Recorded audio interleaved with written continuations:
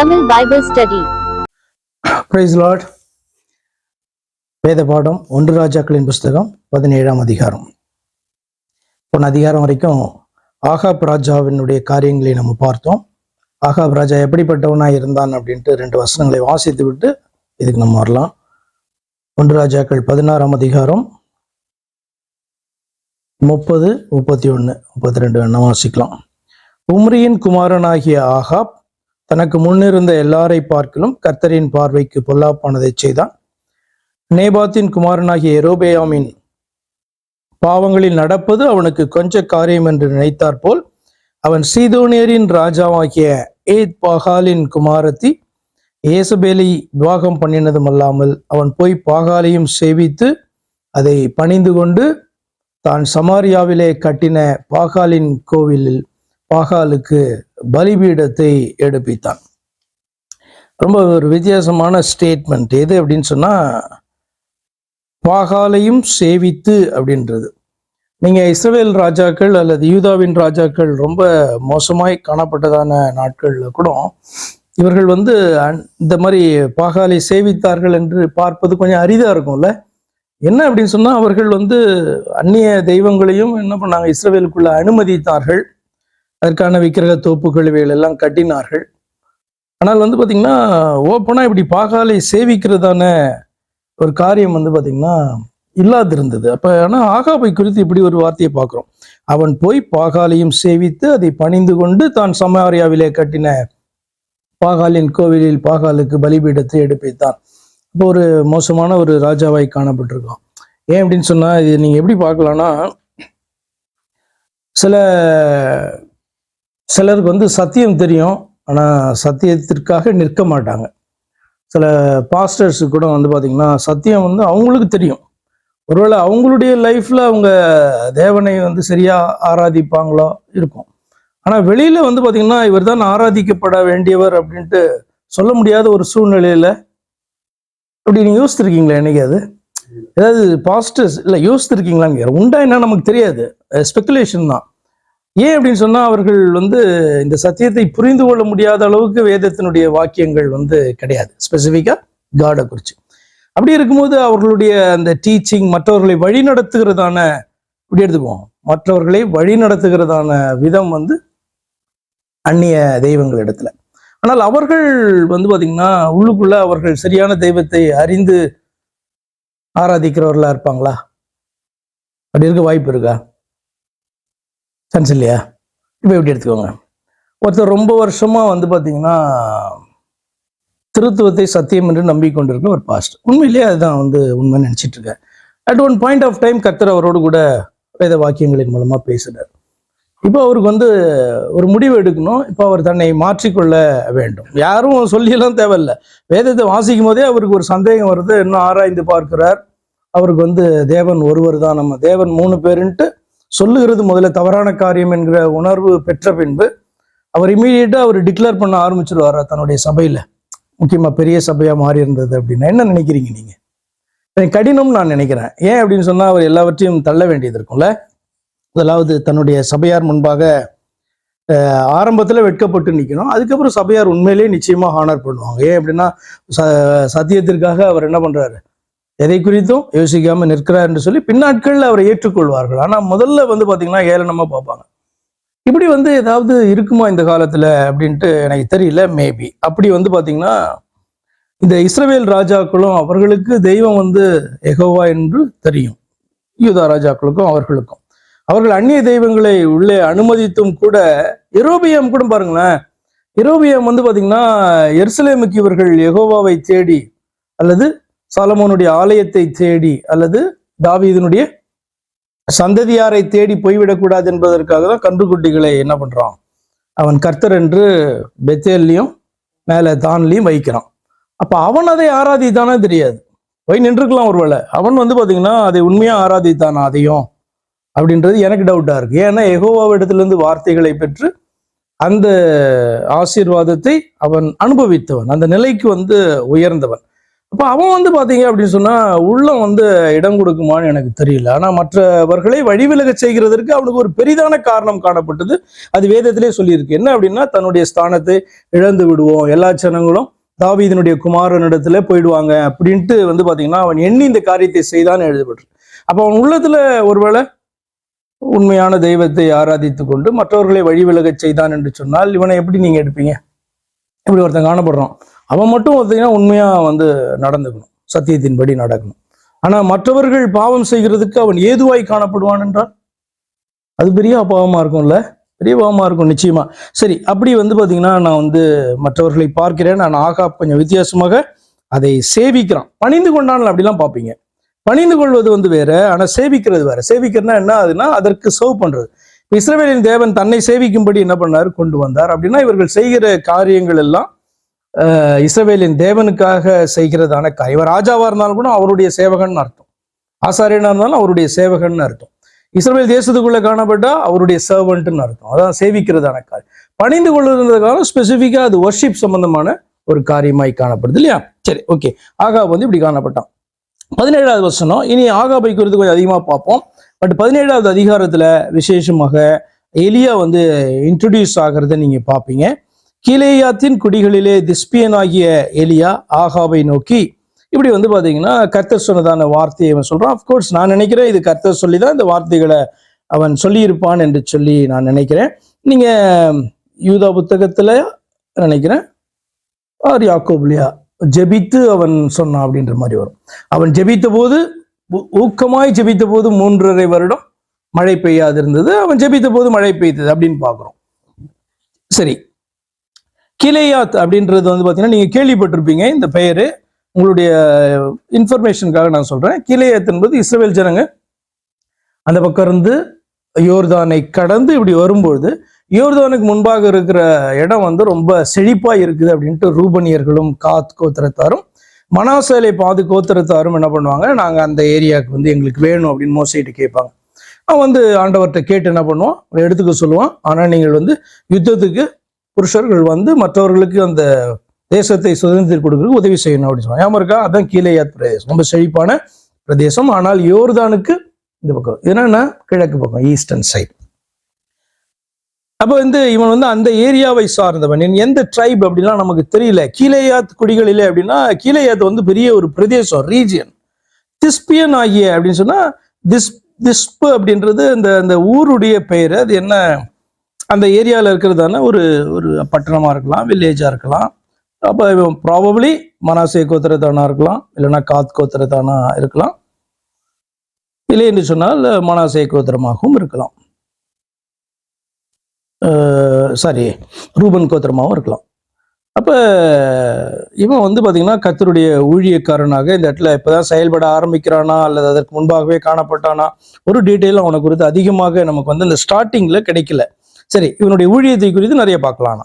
பின்பு கர்த்தருடைய வார்த்தை அவனுக்கு உண்டாயிற்று. அவர், நீ இவ்விடத்தை விட்டு, அதாவது இந்த ப்ராஃபஸியை சொன்னதுக்கு அப்புறம் ஃபுல்லா பஞ்சம் வந்து வரப்போகிறது அப்படின்றதான, மழை இல்லாத பஞ்சம் வரப்போகிறது என்கிறதான ப்ராஃபஸி சொன்ன பிறகு ஆண்டவர் வந்து அவன்கிட்ட பேசுறாரு. நீ இவ்விடத்தை விட்டு கீழ் திசையை நோக்கி போய் யோர்தானுக்கு நேராக இருக்கிற கேரி தாற்றண்டையில ஒளித்து கொண்டிரு. வித்தியாசமான ஸ்டேட்மெண்ட். ஆண்டவர் வந்து பாத்தீங்கன்னா மறைந்து கொள்ள சொல்றார். பெரிய ஒரு ஊழியக்காரனாக ராஜாவை எதிர்த்து வந்து ஒரு கர்த்தருடைய வார்த்தையை தீர்க்கதரிசனத்தை சொல்லுகிற ஒரு மனுஷனாய் காணப்பட்ட போதும் இவனை வந்து பாத்தீங்கன்னா இப்ப ஆண்டவர் வந்து போய் நீ வந்து ஒளித்துக்கொள், ஹைட் பண்ணு அப்படின்றார். இப்படிலாம் ஆண்டவர் சொல்லுவாரா? எப்படி நினைக்கிறீங்க? இப்ப நம்ம எலியாக்கு வந்து இது எப்படி இருக்கும்? போய் அறிவிக்க சொன்னாரு, அறிவிச்சவர் தன்னை காக்க வேண்டும் அல்லவா?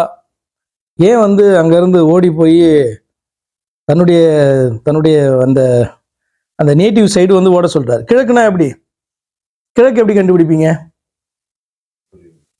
சூரியன் உதிக்கிறதான பக்கம் வந்து கிழக்கு. அந்த பக்கம் நீங்க ஃபேஸ் பண்ணியிருந்தீங்க அப்படின்னு சொன்னா, இல்லைன்னா கீழ் திசை மேல் திசைன்னு சொல்லுவாங்கல்ல. கீழ் திசை, ஏன்னா நம்ம வந்து இப்போ இந்தியாவை நம்ம பார்க்குறோம்னா இந்தியாவில் கீழ் திசைனா நம்ம சவுத்து தான் கீழுன்னு பார்ப்போம், இது வந்து மேலே நார்த்துன்னு பார்ப்போம் ஆக்சுவலாக இல்லையா? ஆனா கீழ் திசை மேல் திசை அப்படின்னு சொல்லும்போது கிழக்கு திசை மேற்கு திசை. அப்ப சூரியன் உதிக்கிறது வந்து இந்த பக்கம் அப்படின்னா இங்க ஃபேஸ் பண்ணி நின்னீங்கன்னா நமக்கு பேக் சைடு இருக்கிறது மேற்கு, வலது கை பக்கம் தெற்கு, இடது கை பக்கம் வடக்கு. இப்படிதான் வந்து சின்னதுல நமக்கு வந்து சொல்லிக் கொடுப்பாங்க, ஈஸியா கண்டுபிடிக்கிறது. சூரியன் உதிக்கும் திசை வந்து கிழக்கு திசை அப்படின்னு சொல்லிட்டு. அப்ப நமக்கு வந்து மேப்பை நீங்க எடுத்துக்கிட்டீங்க அப்படின்னா யோர்தான் வந்து இந்த பக்கம் கிழக்கு பக்கம், யோர்தானை கிராஸ் பண்ணி தான் அவங்க வந்தாங்க உள்ள அப்படின்னு உங்களுக்கு தெரியும். அப்ப இதை யோர்தானை கிராஸ் பண்ணி இந்த பக்கம் போகணும். கேரியாத் ஆறு அப்படின்னு சொன்னா அங்கிருந்து ஓடுறதான அந்த ப்ரூக் தான் குறிக்குது. நிறைய ப்ரூக்ஸ் இருக்கும், அதுல ஒண்ணு வந்து இந்த கேரியாத்துல கேரீத் ஆற்றண்டையில் ஒழித்து கொண்டது அப்படி சொல்றேன். சரி, எனக்கு பாயிண்ட் என்ன அப்படின்னா, கர்த்தர் சொல்றாங்க அப்படின்னா அதுக்கு ஒரு ரீசன் இருக்கும் அப்படின்ட்டு நம்ம புரிந்து கொண்டு அதற்கு கீழ்ப்படிந்தால்தான் என்ன பண்ண முடியும், தப்ப முடியும். அப்ப இந்த காரியம் வந்து அவனுடைய சேஃப்டிக்காகவும் அவனை டெஸ்ட் பண்றதுக்காகவும் அவனுடைய நன்மைக்காகவும் கர்த்தர் இப்படி சொல்ற. சரி, அந்த ஆற்றின் நீ இப்படி கூட எடுக்கலாம். என்னன்னா, எலியாவை போஷிப்பதற்கு காப்பதற்கு ஆண்டவர் அவன் கொண்டு போறாரு. ஏன்னா தேசத்துல அவ்வளவு பெரிய பஞ்சம் வந்து வரப்போகுது. அவன் சொல்லும் போது நீங்க பாத்தீங்க அப்படின்னா இத்தனை வருஷம் அப்படின்ட்டு ஆரம்பத்துல சொன்ன மாதிரி தெரியல, இந்த வருஷங்களிலே பனியும் மழையும் பெய்யாதிருக்கும் என்று அப்படி சொல்றான். எத்தனை வருஷம் அப்படின்ட்டு அவன் சொல்லாம இந்த வருஷங்களில் அப்படின்ட்டு அந்த ப்ராஃபஸி ஸ்டார்ட் பண்ணதுல இருந்து சில வருஷங்கள் அப்படின்ற மாதிரி கணக்கு வருது. எவ்வளோன்னு தெரியாது. அப்போ வந்து பாத்தீங்கன்னா இவன் கேரீத் ஆற்றண்டையில போய் தங்கினான். 5வது வருஷம் வாசிக்கலாம். அவன் போய் கர்த்தருடைய வார்த்தையின்படியே யோர்தானுக்கு நேராய் இருக்கிற கேரீத். அப்ப நேர்னா என்ன அர்த்தம்?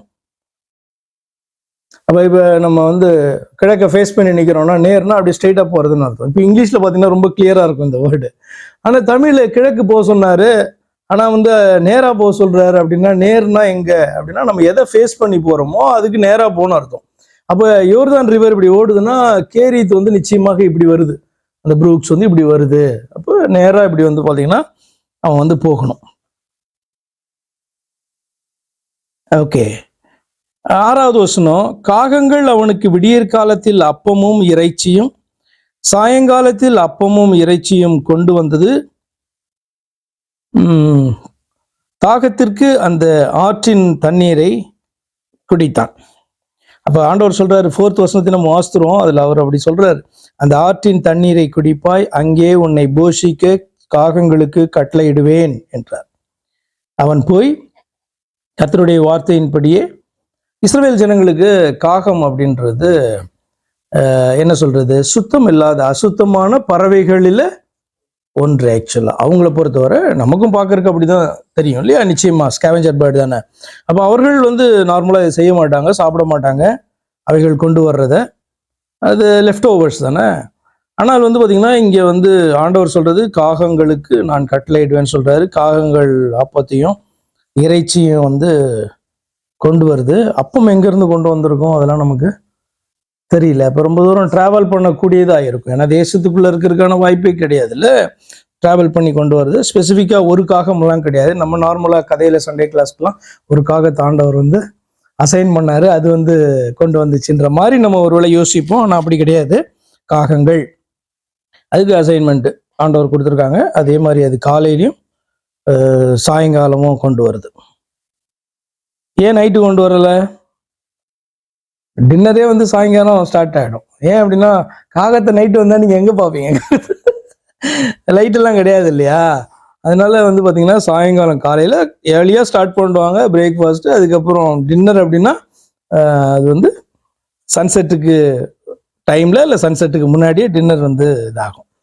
சரி, அப்போ இந்த வார்த்தையும் வந்து பார்த்தீங்கன்னா ஒரு வேளை அவன் யோசிக்கலாம், காகத்தை வைத்து போஷிக்கும் போது அதை எப்படி நம்ம சாப்பிடலாம் அப்படின்ட்டு அவன் வந்து யோசித்திருக்கலாம். ஆனால் கர்த்தருடைய வார்த்தை, கர்த்தர் அலோவ் பண்ணாங்கன்னா எஸ், கர்த்தர் அலோவ் பண்ணல அப்படின்னா ஃபர்பிடன். அது எதுவாக இருந்தாலும் ஃபர்பிடன் அப்படி நம்ம என்ன பண்ணணும், எடுக்கணும். அப்போ இது வந்து அங்கேயே ஓல்ட் டெஸ்ட்மெண்ட்லேயே ஆண்டவர் கர்த்தர். இவெல்லாம் பிரமாணத்துக்கு உட்பட்டவன் தானே, இவெல்லாம் மோசையின் காலத்துக்கு அப்புறம் தானே. இப்போ மிக தெளிவாய் பிரமாணங்கள் காணப்பட்டது, எதை சாப்பிடலாம் எதை சாப்பிடக்கூடாது அப்படின்ட்டு. ஆனால் ஆண்டவர் அலோவ் பண்ணார்னா அதை வந்து சாப்பிடலாம், ஆண்டவர் தடுத்தார்னா சாப்பிடக்கூடாது. 7வது வசனம், தேசத்தில் மழை பெய்யாதபடினால் சில நாளுக்கு பின்பு அந்த ஆறு வற்றி போயிற்று. எவ்வளவு நாட்கள்லாம் நமக்கு தெரியல ஆக்சுவலா. ஆனால் மழை இல்லாதபடினாலே மேபி ஒரு சீசனாக இருக்கும், இல்லை 2 சீசனாக இருக்கும், அதுக்கப்புறம் வற்றி போயிடுச்சு. ஏன்னா இவர்களுக்கு வந்து முன்மாறி பின்மாறி அப்படின்ட்டு ஒரு வருஷத்துல 2 சீசன் காணப்படும் இல்லையா. 2 சீசனுமே வந்து மழை இல்லை அப்படின்னா வற்றி போயிட்டு இருக்கு சான்ஸ் இருக்கு. அப்போ அது வந்து சம் மந்த்ஸ் அட்லீஸ்ட், இல்லைன்னா 1 இயர். அப்பொழுது கர்த்தருடைய வார்த்தை அவனுக்கு உண்டாயிற்று. அவர், நீ எழுந்து சீதோனுக்கு அடுத்த சாரிபாத் ஊருக்கு போய் அங்கே தங்கியிரு. உன்னை பராமரிக்கும்படி அங்கே இருக்கிற ஒரு விதவைக்கு கட்டளையிட்டேன் என்றார். அப்ப விதவை அப்படின்னு சொல்லும் போதே அவங்க வந்து நிறைய காரியங்கள்ல அவர்கள் தாழ்ச்சிப்பட்டு தான் காணப்படுவாங்க. மோஸ்ட்லி போரா தான் இருப்பாங்க அவங்க அந்த நாட்களில். சரியா? இந்த இடத்துல வந்து பாத்தீங்க அப்படின்னா ஒரு இடத்துல அவன் செட்டில் ஆயிருந்தான், எவ்வளவு நாள்னு தெரியாது. ஆனால் வந்து கர்த்தர் ஒரு குறிப்பிட்ட டைம்ல 6 வற்றின பிறகு கர்த்தர், அவன் யோசிச்சிருக்கலாம்ல, நீங்க அவனுடைய பக்கத்துல இருந்ததெல்லாம் யோசித்து பார்க்கணும். கர்த்தர் நம்மள கேரி தாற்றுக்கு அனுப்பினார். கேரி தாற்றுல மட்டும் தண்ணியை விட்டா என்ன?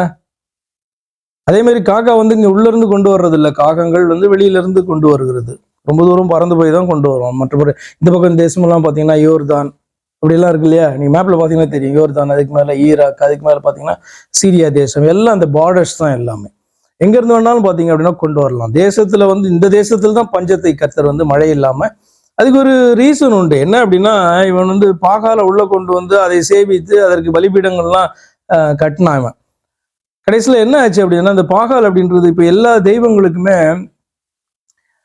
எல்லா கல்ச்சர்லையுமே காணப்படுகிற தெய்வங்களுக்கு அதுக்காக ஸ்பெஷாலிட்டிஸ் இருக்கும். இந்த ஸ்பெஷாலிட்டிஸின் அடிப்படையில் தான் என்ன பண்ணுவாங்க, தெய்வங்களை பேர் வைப்பாங்க. நீங்க வந்து எகிப்து தேசத்துல இருந்து கர்த்தர் அந்த ஜனங்களை கொண்டு வரும் 10 வாதைகளால அடிப்பார். அதெல்லாம் வந்து பாத்தீங்கன்னா அவர்களுடைய ப்ராமினென்ட்டான தெய்வங்கள். ஒன்று தண்ணீரை குறித்தது, ஒன்று இதை குறித்தது அப்படின்ட்டு வந்து பாத்தீங்கன்னா ப்ராமினென்ட்டா அந்தந்த இதுக்குரியதான தெய்வங்கள். அப்ப அதையெல்லாம் பார்க்கலாம் நான் வந்து பவர்ஃபுல் அப்படின்ட்டு ஆண்டவர் என்ன பண்றாங்க சொல்றதுக்காக. இப்ப நீங்க சொல்லும் போது பாப்பீங்க, தான் தேவனாகிய கர்த்தர் என்பதை ப்ரூவ் பண்றதுக்கு இதை நான் செய்தேன் அப்படின்ட்டு என்ன பண்ணுவார், கர்த்தர் அதை சொல்வார். அது என்ன அப்படின்னு சொன்னா, அந்த தெய்வங்கள் அல்லது அதை நம்பினவர்களை சிறுமைப்படுத்தி தெய்வம்னா தான் தான் அப்படின்ட்டு ஆண்டவர் செய்கிறதான காரியம். அதே மாதிரிதான் இந்த பாகால் அப்படின்னு சொன்னீங்கன்னா, இது வந்து எப்படி அப்படின்னா, இந்த வெதர்லாம் காணப்படுது இல்ல, ரெயின், அந்த இந்த செழிப்புக்கு, இதுக்கெல்லாம் வந்து பாத்தீங்கன்னா தெய்வம். அல்லது God of sky. God of ஸ்கைனா எப்படி எடுக்கலாம், காட் ஆஃப் ஹெவன் அப்படி. இப்போ மேல வானத்தின் தெய்வம் அப்படின்றதான ஒரு பெயர் வந்து இதற்கு உண்டு. அதன் அடிப்படையில் தான் வந்து பாத்தீங்கன்னா அது வந்து அவர்கள் நம்புகிறார்கள். அப்ப கர்த்தர் என்ன, ரெயின்க்கும் காட் யாரு, இவர் தான். அப்ப என்ன பண்றாரு, வானத்தை அடைக்கிறார். இவங்க வந்து நம்புகிறதான அந்த தெய்வம் செழிப்புக்காக, மழைக்காக, ஃபெர்டிலிட்டிக்காக, இப்படிப்பட்ட காரியங்களுக்கு நம்புகிறதான ஒரு தெய்வத்தை, அது ஒன்றுமில்லை, அது தெய்வம் இல்லை என்று சொல்லி ஆண்டவர் வந்து பாத்தீங்கன்னா அந்த ஜனங்களுக்கு புரிய வைக்கிறதுக்காக ஒரு காரியமா கூட நீங்க இதை எடுக்கலாம். என்னன்னா, வானத்தை அடைத்து ரெயினை ஸ்டாப் பண்ணி பஞ்சத்தை வந்து பாத்தீங்கன்னா தன்னுடைய ஜனங்களுடைய தேசத்துல அவர் கொடுக்கிறார். அடுத்து வந்து பாத்தீங்கன்னா இந்த எங்க போக சொல்றாரு அப்படின்னு பாத்தீங்கன்னா உங்களுக்கு ஆச்சரியமா இருக்கும். இந்த சாரிபாத் எங்க இருக்குன்னு தெரியுமா இருக்காது? சீதோனுக்கு அடுத்து. அது எங்க, நிறைய பேர் என்ன பண்ணுவாங்க, இஸ்ரவேலுக்குள்ள காணப்பட்டுச்சு சாரிபாத். சாரிபாத் விதவையினுடைய கதை அப்படின்றது ரொம்ப ஃபேமஸ் ஆனது ஒண்ணு. ஆனால் இந்த சாரிபாத் என்கிறதான ஊர் எங்க காணப்பட்டுச்சுன்னா இஸ்ரவேலுக்குள்ளேயே கிடையாது. மேல வந்து பாத்தீங்கன்னா இப்ப இருக்கிறதான அந்த லெபனான் பகுதியில. சீதோன் என்பதே லெபனான்ல காணப்படுறதான ஒரு சிட்டி தான். நீங்க தீரு பட்டணம்னு கேள்விப்பட்டிருப்பீங்கல்ல, தீருக்கு அப்புறம் சாரிபாத், சாரிபாத்துக்கு அப்புறம் மேல சீதோன். இப்ப சீதோன்ல இருந்து தான் இவன் என்ன பண்ணான், எசபேலை விவாகம் பண்ணி கொண்டு வந்தான். போன அதிகாரத்துல நீங்க பார்க்கும்போது, சீதோனியரின் ராஜாவாகிய ஏத்பாகாலின் குமாரத்தி எசபேலை விவாகம் பண்ணினதும் அல்லாமல் அவன் போய் பாகாலை சேவித்தான் அப்படி வாசிக்கிறோம். இப்ப இந்த இடத்துல கர்த்தர் வந்து பாத்தீங்கன்னா எலியாவை வந்து பாதுகாக்கிறதுக்கு இப்ப எங்க சீதோனுக்கு அடுத்ததான சாரிபாத் ஊருக்கு போக சொல்றாரு. அங்கே ஒரு விதவைக்கு நான் வந்து கட்டளையிடுவேன் உன்னை பராமரிக்கிறதுக்கு அப்படி சொல்றாரு. ரொம்ப வித்தியாசமான காரியம். இஸ்ரவேல் தேசத்தை பாவத்தில விழ பண்ணின ஆகாபுக்கு எல்லா விதத்திலும் வந்து பாத்தீங்கன்னா துணையா இருந்தது எசபேல். இன்னும் அதிகமா பாவம் செய்ய வச்சது எசபேல் என்றது உங்களுக்கு தெரியும். அப்ப அந்த இடத்துக்கே, அவளுடைய ஊருக்கே என்ன பண்றாரு, கர்த்தர் இவனை அனுப்புறாரு. அப்ப சாரிபாத் என்பது சீதோனியர்களுடைய தேசம். இன்றைக்கு காணப்படுற லெபனான்ல இருக்கிறதான நார்த் சைடு, இஸ்ரேலுக்கு நார்த் சைடில் காணப்படுகிறதான ஒரு பட்டணம். அங்கே ஆண்டவர் வந்து அனுப்புகிறார். இது வந்து பார்த்தீங்கன்னா இன்ட்ரெஸ்டிங். எங்கே வச்சு வேணாலும் ஆண்டவர் யாரை வேணாலும் பாதுகாப்பார் என்பதற்கு நிறைய உதாரணங்கள் காணப்படுது. தன்னுடைய ஜனத்தை ஆண்டவர் எகிப்துக்குள்ள கொண்டு போய் வச்சு காத்தாருல. அப்ப அங்கிருந்து மோசையை காக்கிறதுக்கு அரண்மனைக்குள்ள கொண்டு போய் என்ன பண்ணாரு, அதற்கான ஆயத்தங்களை கர்த்தர் பண்ணினார். இயேசு கிறிஸ்துவை கூட வந்து பாத்தீங்கன்னா யோசேப்பு வந்து பிறந்த போது கொல்ல பார்க்கிறார்கள் என்று எகிப்துக்கு போக சொல்வார் ஆண்டவர். அங்க எகிப்துக்கு கூட்டு போயிட்டு என்ன பண்ணுவான், அதுக்கப்புறம் ஏரோது மரித்த பின்பு ஆண்டவர் சொன்னபடி என்ன பண்ணுவான், கூட்டிட்டு திரும்ப நாசரேத்துக்கு யோசேப்பு வருகிறத நீங்க பாப்பீங்க. அப்ப இதுல வந்து ஒரு ஒரு பேட்டர்ன் இதுல ஒண்ணு காணப்படுது. உலகம் பொல்லாததுதான், ஆனா பொல்லாத இந்த ஜனங்கள் மத்தியிலும் தேவன் தன்னுடைய பிள்ளைகளை பாதுகாக்க வல்லவர். ஏன்னா நம்ம ரொம்ப வந்து ஓவரா திங்க் பண்ணி இந்த உலகத்துல வாழ்கிறதற்கே தகுதியற்ற உலகம் அப்படின்னு நம்ம என்ன பண்றோம், நம்ம ரொம்ப பரிசுத்தமா நம்மளை நினைக்க அப்படி யோசிக்க ஆரம்பிச்சிடும். இன்னொரு பக்கம் எல்லாருமே பயங்கர மோசமானவங்க, யாருமே கிடையாது அப்படின்ட்டு யோசிக்க ஆரம்பிக்கிறது. அது வலதுசாரியா இடதுசாரியா? சரி, என்னைக்கோ அப்படி ஒரு நினப்பு வந்துடக்கூடாது. ஏன்னா கர்த்தருடைய ஜனங்களை எங்க வச்சிருப்பாருன்னே ஆண்டவர் தெரியாது, அவர்கள் வெளியவே தெரிய மாட்டாங்க. அப்ப அப்படிப்பட்ட ஒரு விதவையை சீதோனுக்கு பக்கத்துல இருக்க சாரிபாத் என்கிறதான இடத்துல ஆண்டவர் வைத்திருக்கிறார். இவ வந்து இந்த தெய்வத்தை வணங்குகிறவளும் இருக்கிறதுக்கான வாய்ப்பும் ரொம்ப ரொம்ப ரொம்ப கம்மி, ரொம்ப ரேர். அப்படிப்பட்டதான விதவையிட்ட அனுப்புறாரு. இது ஆண்டவர் சுட்டி காண்பித்து லூக்கால சொல்லுவார், தீர்க்கதரிசி ஆகிய அவரை, அதாவது அவருடைய வார்த்தைகளை ஏற்றுக்கொள்ளாத போது இந்த 2 பாயிண்ட் சொல்லுவார். அதுல இது ஒரு பாயிண்ட். லூக்கா 4ஆம் அதிகாரம்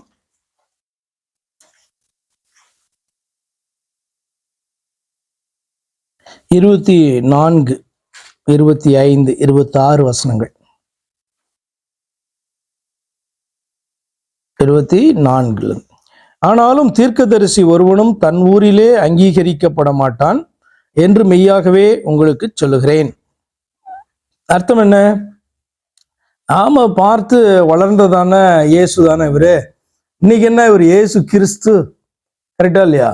கிறிஸ்து என்று சொன்னால் அவர்களுடைய ராஜா, அவர்களுடைய இரட்சகர் என்று சொல்லியார். அவர்களுடைய தெய்வம், அவர்களை ரட்சிக்க இறங்கி வந்தார், அதான் கிறிஸ்து. அப்ப அவர்கள் பார்த்து அந்த அவர்களுக்குள்ளே வளர்ந்ததான கிறிஸ்துவை அவர்களால, அதாவது இயேசுவை அவர்களால கிறிஸ்துவாக ஏற்றுக்கொள்ள முடியவில்லை. அவருடைய வார்த்தைகளை தீர்க்க தரிசன வார்த்தைகளாக ஏற்றுக்கொள்ள முடியல. அப்ப இந்த பாயிண்ட் அவர் சொல்றார், தீர்க்கதரிசி ஒருவனும் தன் ஊரிலே.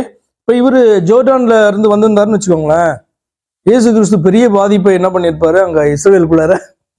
இவர் செய்த அதிசயங்கள் அற்புதங்கள் மூலமா இஸ்ரவேல நிறைய பேர் என்ன பண்ணுவாங்க, ரட்சிக்கப்பட்டிருப்பாங்க. இல்லை இவர் எஜிப்ட்ல இருந்து டிராவல் பண்ணி வந்தாருன்னு வச்சுக்கோங்க, அங்க பிறந்து வந்திருந்தாருன்னா இஸ்ரவேலுக்குள்ள பயங்கர ஒரு கலக்கம் வந்து உண்டாயிருக்கும். ஆனா அங்கேயே பிறந்து அவர்கள் பார்வையிலே வளர்ந்து தானே இவரை அவர்கள் வந்து ஒரு ஊழியக்காரராக அங்கீகரிக்கல, அதாவது டிஸ்ஆனர் பண்றாங்க, அவரை கனவீனப்படுத்துறாங்க. இப்ப சொல்ற தீர்க்கதரிசி ஒருவன் தன் ஊரிலே அங்கீகரிக்கப்பட மாட்டான் என்று மெய்யாகவே உங்களுக்கு சொல்லுகிறேன். அன்றியும் எலியாவின் நாட்களிலே 3 வருஷமும் 6 மாதமும் வானம் அடைபட்டு தேசமெங்கும் மிகுந்த பஞ்சம் உண்டாயிருந்த போது இஸ்ரவேலருக்குள் அநேகம் விதவைகள் இருந்தார்கள். ஆயினும் எலியா சீதோன் நாட்டிலுள்ள சரேப்தா, சேம் தான் இதுல வந்து சரேப்தான் போட்டிருக்கு, கிரீக் டிரான்ஸ்லேஷன்ல வந்து எடுக்கிறதுனால சரேப்தா ஊரில் இருக்கிற ஒரு விதவையினிடத்திற்கு அனுப்பப்பட்டானே அல்லாமல் மற்றொருத்தியினிடத்திற்கும் அனுப்பப்படவில்லை. அதே மாதிரி இன்னொரு காரியமா சொல்றார், எலிசாவின் நாட்கள்ல எலிசா தீர்க்கதரிசியின் காலத்திலே இஸ்ரவேலருக்குள்ளே அநேகம் குஷ்டரோகிகள் இருந்தார்கள். ஆயினும் சீரியா தேசத்தானாகிய நாகமானே அல்லாமல் அவர்களில் வேறொருவனும் சுத்தமாக்கப்படவில்லை என்று சத்தியத்தின்படியே உங்களுக்கு சொல்லுகிறேன். இப்படி வந்து இந்த சம்பவத்தை குறிப்பிட்டு ஆண்டவராகிய இயேசு கிறிஸ்து தான் நிராகரிக்கப்பட்ட போது அவர்களுக்கு இந்த வார்த்தையை சுட்டி காண்பித்து பேசினார். அப்ப 10வது வசனம் வாசிக்கலாம். அப்படியே அவன் எழுந்து திரும்பவும் பார்த்தீங்கன்னா கீழ்ப்படிந்து என்ன பண்றான், அவன் வந்து முறுமுறுக்காம கிளம்பி போறான். சாரிபாத்துக்கு வந்தான். அந்த பட்டணத்தின் ஒலிமுக வாசலுக்கு, அப்படியானால் அது வந்து கொஞ்சம் பெரிய பட்டணமா இருக்கு. ஒலிமுக வாசல்னா எல்லாம் ஃபுல்லா சுவரெல்லாம் எழுப்பி அதுக்கு வந்து மெயின் கேட் இருக்குல்ல, அப்படிதான், அதான் ஒலிமுக வாசல், மெயினான கேட்டுன்னு அர்த்தம். வேற வாசல்கள்லாம் இருந்திருக்கலாம். ஒலிமுக வாசலுக்கு அவன் வந்தபோது அங்கே ஒரு விதவை விறகு பொறுக்கி கொண்டிருந்தாள், அந்த பட்டணத்துக்கு வெளியில. அவன் அவளை பார்த்து கூப்பிட்டு, நான் குடிக்கிறதற்கு கொஞ்சம் தண்ணீர் ஒரு பாத்திரத்தில் எனக்கு கொண்டு வா என்றான். கொண்டு வர அவள் போகிற போது, இப்ப இவளுடைய கேரக்டர்லாம் நீங்க இதுல பார்க்கலாம். இவளுடைய மனது எப்படி காணப்பட்டிருக்கும், எலியாவினுடைய டாக் வந்து ரொம்ப ரூடான டாக்கா அப்படின்லாம் நீங்க வந்து பார்க்கலாம். எலியாவுக்கு ஏன் இந்த கான்ஃபிடென்ஸ் வந்துச்சு? ஏன்னா அவர் சொல்லி அனுப்பிச்சிருக்காருல்ல, இவ்வளவுதான் இருக்கும் அப்படின்னு சொல்லிட்டு தான் அவன் கேட்கிறான். இல்லை அப்படின்னு சொன்னா, பஞ்சத்துல வாடிட்டு இருக்கிறவங்கள்ட்ட போய் தண்ணி கொண்டு வா நீ அப்படின்னு சொன்னா அவங்க என்ன பேசுவாங்கன்னு நமக்கு தெரியாது. ஆனா என்ன பண்றா, தண்ணீர் கொண்டு வா அப்படின்னு சொல்றான். அவள் கொண்டு வர அவள் போகிற போது அவன் அவளை நோக்கி கூப்பிட்டு, கொஞ்சம் அப்பமும் உன் கையிலே எனக்கு கொண்டு வா என்றான். அதற்கு அவள், உண்மையை சொல்லி ஆகணும்ல இவன்ட்ட, அதற்கு அவள், பானையில் ஒரு பிடி மாவும் கலயத்தில் கொஞ்சம் எண்ணெயுமே அல்லாமல் என்னிடத்தில் ஒரு அடையும் இல்லை என்று உம்முடைய தேவனாகிய கர்த்தருடைய ஜீவனை கொண்டு சொல்லுகிறேன். இது வந்து ப்ராபப்ளி கர்த்தரை அறிந்திருக்கிறாள், ஆனால் வந்து கர்த்தருடைய ஜீவனை கொண்டுன்னு சொல்லாம உம்முடைய தேவனாகிய கர்த்தருடைய ஜீவனை கொண்டுன்னு சொல்லுகிறாள். ஏன்னா அங்க வந்து பாகால் தான் பிக் காட், வந்து பாகால் தான் அவங்களுக்கு, சீதோனியர்களுக்கும் சரி கானானியர்களுக்கும் சரி. கர்த்தருடைய ஜீவனை கொண்டு சொல்கிறேன், இதோ நானும் என் குமாரனும் சாப்பிட்டு செத்து போக அதை எனக்கும் அவனுக்கும் ஆயத்தப்படுத்துகிறதற்கு 2 விறகு பொறுக்குகிறேன் என்றாள். அப்பொழுது எலியா அவளை பார்த்து, பயப்படாதே, நீ போய் உன் வார்த்தையின்படி ஆயத்தப்படுத்து, ஆனாலும் முதலில் அதிலே எனக்கு ஒரு சிறிய அடையை பண்ணி என்னிடத்தில் கொண்டு வா, பின்பு உனக்கும் உன் குமாரனுக்கும் பண்ணலாம். கர்த்தர் தேசத்தின் மேல் மழையை கட்டளையிடும் நாள் மட்டும், இதுவும் வந்து அப்பயே சொல்லிடுறோம். ஏன் அப்படின்னா, இதை மட்டும் சொல்லியிருந்தா அவ கேட்டிருப்பாளான்னு தெரியாது. அப்ப எக்ஸ்ட்ரா இன்ஃபர்மேஷன் நிச்சயமா சொல்ல வேண்டியதா இருக்கு. கர்த்தருடைய வார்த்தை, கர்த்தர் தேசத்தின் மேல் மழையை கட்டளையிடும் நாள் மட்டும் பானையில் மா செலவழிந்து போவதும் இல்லை, கலசத்தில் எண்ணெய் குறைந்து போவதும் இல்லை என்று இஸ்ரவேலின் தேவனாகிய கர்த்தர் சொல்லுகிறார் என்றான். அவள் போய் எலியாவின் சொற்படி செய்தால் அவளும் இவனும் அவள் வீட்டாரும் அநேக நாள் சாப்பிட்டார்கள். ஆக்சுவலா அவளுக்கு வந்து பாத்தீங்கன்னா, அவளுக்கும் அவளுடைய குமாரனுக்கும் மட்டும்தான் வந்து அப்பம் செய்யறதுக்கு இருந்துச்சு வீட்டில். ஆனால் ஆக்சுவலா நிறைய பேர் இருக்காங்க போல, ஒரு என்ன சொல்றது, கூட்டு குடும்பம் மாதிரி இருந்திருக்காங்க போல. ஆனால் இவளுக்கு மட்டும்தான் அங்கே இருந்திருக்கு. ஆனால் வந்து எலியா சொன்ன வார்த்தையின்படியே என்ன பண்றாங்க, வீட்டில் இருக்க எல்லாருமே வந்து சாப்பிடத்தக்கதாக அந்த மா செலவழிந்து போகவும் இல்லை, கலசத்தின் எண்ணெய் குறைந்து போகவும் இல்லை. இவைகள் நடந்த பின்பு வீட்டுக்காரியாகிய அந்த ஸ்திரீயின் மகன் வியாதியில் விழுந்தான். அவனுடைய சுவாசம் போகும் மட்டும் அவனுடைய வியாதி அதிகரித்து கொண்டே வந்தது. என்ன அப்படின்னு சொன்னா, எலியா வந்து அங்கேயே தங்கி இருக்கார். ஏன்னா கேரித் ஆற்றங்கரையில வைத்து காகங்களாலே போஷித்து வந்த ஆண்டவர் இப்பொழுது என்ன பண்ணார், வேற இடத்துக்கு போக சொல்லிட்டாரு. இப்ப அங்க போய் என்ன பண்றான், அவங்க வீட்டில இருந்து இவன் வந்து போஷிக்கப்பட வேண்டும். அப்ப எவ்வளவு நாள் தங்கி இருந்திருப்பான் நமக்கு தெரியாது. 2 இயர்ஸா 2.5 இயர்ஸா தெரியாது. ரொம்ப பார்த்தீங்கன்னா அந்த பிள்ளை வந்து வியாதி அதிகரித்து கொண்டே வந்தது. அப்பொழுது அவள் எலியாவை நோக்கி, தேவனுடைய மனுஷனே, எனக்கும் உமக்கும் என்ன, என் அக்கிரமத்தை நினைக்க பண்ணவும் என் குமாரனை சாக பண்ணவும் என்னிடத்தில் வந்தீர் என்றார். என்னிடத்தில் வந்தீரா அப்படி கேட்கணும்னு நினைக்கிறேன். சரி, வந்தீர் என்றார். ஏன்னா வந்து பார்த்தோன்னா எலியா வரலன்னா அப்பயே நம்ம சாப்பிட்டு செத்து போயிருக்கலாம், இவ்வளவு நாள் வைத்து இப்போ வந்து இப்படிப்பட்டதான ஒரு சோகம் வரணுமா அப்படின்ட்டு என்ன பண்றா, அவன்கிட்ட கேட்கிறா. அதற்கு அவன் குமாரனை என்னிடத்தில் தா என்று சொல்லி அவனை அவள் மடியிலிருந்து எடுத்து தான் தங்கியிருந்த மேல் வீட்டிலே அவனை கொண்டு போய் தன் கட்டிலின் மேல் வைத்து. அப்போ ஓரளவுக்கு கொஞ்சம் சுமாரான ஃபேமிலி தான் இல்லை, மேல் வீட்டை வந்து அவனுக்கு கொடுத்துருக்காங்க, மேல் வீட்டில் அறை கொடுத்துருக்காங்க. அப்படின்னா கொஞ்சம் சுமாரான ஃபேமிலியாக தான் இருந்திருக்கணும். ஆனால் இப்போ வந்து ரொம்ப ஏழ்மையான நிலைக்கு அவங்க வந்தாச்சு. பஞ்சத்தில் வந்து கணவனை இழந்தாலா என்னன்ற காரியங்கள்லாம் நமக்கு தெரியல. ஓகே, கொண்டு போய் அந்த பிள்ளையை கொண்டு போய் தன் கட்டிலின் மேல் வைத்து, என் தேவனாகிய கர்த்தாவே, நான் தங்கியிருக்க இடம் கொடுத்த இந்த விதவையின் மகனை சாக பண்ணினதினால் அவளுக்கு துக்கத்தை வருவித்தீரோ என்று கர்த்தரை நோக்கி கூப்பிட்டு அந்த பிள்ளையின் மேல் 3 தரம் குப்புற விழுந்து, என் தேவனாகிய கர்த்தாவே, இந்த பிள்ளையின் ஆத்துமா அவனுக்குள் திரும்பி வர பண்ணும் என்று கர்த்தரை நோக்கி விண்ணப்பம் பண்ணினான். அப்ப ஆக்சுவலா எலியா அந்த பிள்ளையை வாங்கிட்டு போகும்போது பிள்ளை மரித்து போயாச்சு. ஆத்துமாவை திரும்பி வர பண்ணோம்னா லைஃப் திரும்பி வர பண்ணும் அப்படின்னா ஸ்பிரிட்டை திரும்பி வர பண்ணும், அவனுடைய ஜீவனை திரும்பி வர பண்ணணும் அப்படின்னு தான் அதனுடைய மீனிங். ஆங்கிலத்துல லைஃப்னு தான் போட்டிருக்கோம். லைஃப்னா ஸ்பிரிட்னு உங்களுக்கு தெரியும்ல, லைஃப்னா ஸ்பிரிட். கர்த்தர் எலியாவின் சத்தத்தை கேட்டார், பிள்ளையினுடைய ஆத்துமா அவனுள் திரும்பி வந்தது, அவன் பிழைத்தான். சின்ன பிள்ளை, எவ்வளவு வயசு இருக்குன்னு தெரியல, மேபி 5 வயசு 4 வயசு 6 வயசு அப்படி இருக்கலாம். ஏன்னா மடியில போட்டுக்கொண்டு தான் வந்து பாத்தீங்கன்னா அந்த தாய் இது பண்றா, இவன் வந்து பாத்தீங்கன்னா அந்த பிள்ளையை தூக்கிட்டு போறான் மேல அப்படின்னு பாக்குறோம். எலியா வந்து இப்ப முன்னாடி எல்லாம் வந்து பாத்தீங்கன்னா ரொம்ப பேனிக் ஆகலை எலியா. நீங்க பார்த்துருப்பீங்க, கெரித் ஆற்றில் தண்ணி குறைஞ்சப்போ கூட எலியா அவ்வளோ பேனிக் ஆகலை.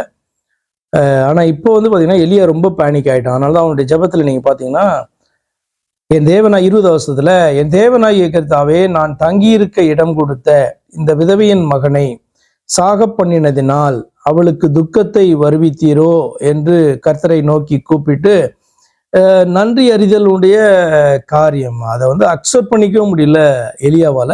அப்போ அது வந்து அவனுடைய ஜபத்துல வந்து தெரியுது. அந்த பிள்ளையின் மேல் 3 தரம் குப்புற விழுந்து, இது வந்து ஏன் பண்ணான் அப்படின்னு நமக்கு தெரியாது. அது வந்து எலியா வந்து அந்த டைம்ல நான் தான் சொல்றேனே, அவன் கம்ப்ளீட் பேனிக்லையும் இதுலையும் காணப்படுறான். ஆனால் கர்த்தரால் ஏதாவது செய்ய முடியும் என்கிறதான நம்பிக்கை அவனுக்கு இருந்தபடினாலே அவன் என்ன பண்றான், அப்படிப்பட்ட ஒரு விண்ணப்பத்தை அவன் ஏறெடுக்கிறான். அப்ப பிள்ளை மரித்து போயிருந்தது. கர்த்தர் எலியாவினுடைய சத்தத்தை கேட்டு பிள்ளையினுடைய ஆத்மா அவனுக்குள் திரும்ப வந்தது, அவன் பிழைத்தான். அப்போது எலியா பிள்ளையை எடுத்து மேல் வீட்டிலிருந்து அவனை கீழ் வீட்டிற்குள் கொண்டு வந்து அவனை அவன் தாயினிடத்தில் கொடுத்து, பார், உன் பிள்ளை உயிரோடு இருக்கிறான் என்று சொன்னான். அப்போது அந்த ஸ்திரீ எலியாவை நோக்கி, நீர் தேவனுடைய மனுஷன் என்றும் உம்முடைய வாயிலிருந்து பிறக்கும் கர்த்தரின் வார்த்தை உண்மை என்றும் இதனால் இப்பொழுது அறிந்திருக்கிறேன் என்றார். இதுதான் வந்து பாத்தீங்க அப்படின்னு சொன்னா, இப்பதான் அறிந்தாளா அப்படின்றதான கேள்வி எல்லாம் உங்களுக்கு வந்துச்சுன்னா அப்படி அல்ல. இது ஒரு விதத்துல சொல்லுகிறதான சாட்சி. ஆண்டவர் வந்து ஆபிரகாமை அழைத்து தெரிந்து கொண்டு அவனை நிறைய டெஸ்ட் பண்ணாரு. அதுல ஒரு ஃபைனலான ஒரு டெஸ்ட் வந்து பாத்தீங்கன்னா ஈசாக்கி பலியிடுபடி கொண்டு போச்சு. அப்ப அவன் வந்து பலியிட கொண்டு போய் அவன் வந்து பலியிட போகும்பொழுது ஆண்டவர் நிறுத்தி ஒரு வார்த்தையை சொல்வார், நீ இப்பொழுது எனக்கு பயப்படுகிறவன் என்று அறிந்திருக்க, இப்பொழுது அப்படி சொல்வார். அப்போதான் தெரியுமா ஆண்டவருக்குன்னா? இல்லை, அவருக்கு எப்பயுமே தெரியும். இப்போ வந்து பாத்தீங்கன்னா அது என்ன பண்றாரு, ஆபிரகாமுக்கும் அப்போதான் வந்து தெரியுது, நம்ம இவ்வளோ விசுவாசியா, இவ்வளோ ஆண்டவருக்கு கீழ்ப்படிந்து பயப்படுகிறோம்னா என்று சொல்லி எல்லாருக்கும் வந்து சொல்லுகிறதான ஒரு காரியம். அதே போல்தான் இவளும் அவன் ஒருவரை பராமரிப்பது வந்து பாத்தீங்கன்னா அந்த நாட்களிலே எல்லா இடங்களிலும் காணப்பட்டதுதான். ஒருத்தர் டிராவல் பண்ணி வராங்க, அவங்களுக்கு வந்து நமக்கு சாப்பாடு இருந்ததுன்னா அதை ஷேர் பண்ணி கொடுக்கறது அப்படின்றது எல்லாருக்குமே காணப்பட்டதான ஒரு கல்ச்சர் அது. அப்ப அது வந்து சீதோன்லையும் சாரிபாத்திலையும் காணப்பட்டிருக்கும். ஆனாலும் கூட வந்து பாத்தீங்கன்னா கர்த்தர் இவளை ஏவினபடினாலே இப்ப ஒன்னும் பேசாம என்ன பண்றா, தண்ணி எடுக்க போறா. அப்படி இவன் சொன்னோன்னே அவனுடைய வார்த்தையை கேட்டு கீழ்ப்படிந்து ஃபர்ஸ்ட் அப்பத்தை கொண்டு வந்து செய்து அவனுக்கு கொடுக்குறா. அதுக்கப்புறம் அந்த வருஷங்கள் மேபி நிச்சயமா மோர் தென் 1 year or 1.5 years காணப்பட்டிருப்பாங்க, ஸ்டே பண்ணியிருப்போம். அவ்வளவு நாட்களும் அப்பமும் எண்ணெயும் அவர்களுக்கு குறையாதபடிக்கு காணப்பட்டுச்சு. அதுல வந்து இவனும் வந்து போஷிக்கப்படுகிறான். இவனுக்கு ஒரு இடத்தையும் ஒதுக்கி என்ன பண்ணிட்டாங்க, மேல வந்து இவனுக்கு அறை வீட்டை கொடுத்துருக்குறாங்க அப்படின்னு பாக்குறோம். அப்ப இந்த டைம்ல வந்து பாத்தீங்க அப்படின்னு சொன்னா அடுத்த அற்புதத்தின் மூலமாக தான் அவன் தேவனுடைய மனுஷன் அறிந்து கொண்டாளா அப்படின்னு சொன்னா அப்படி அல்ல. இதுவும் ஒரு விதத்துல அந்த சாட்சியை வந்து வெளிப்படுத்துகிறத, அறிக்கை பண்ணுகிறதான ஒரு காரியமா தான் நான் பாக்குறேன். அதுக்கு முன்னாடியே தெரியும் தேவனுடைய மனுஷன்னு தான் இடம் கொடுத்து அங்க வச்சிருந்தாங்க அவனை. சரி, ஓகே, இதுல ஏதாவது கேள்வி இருக்கா?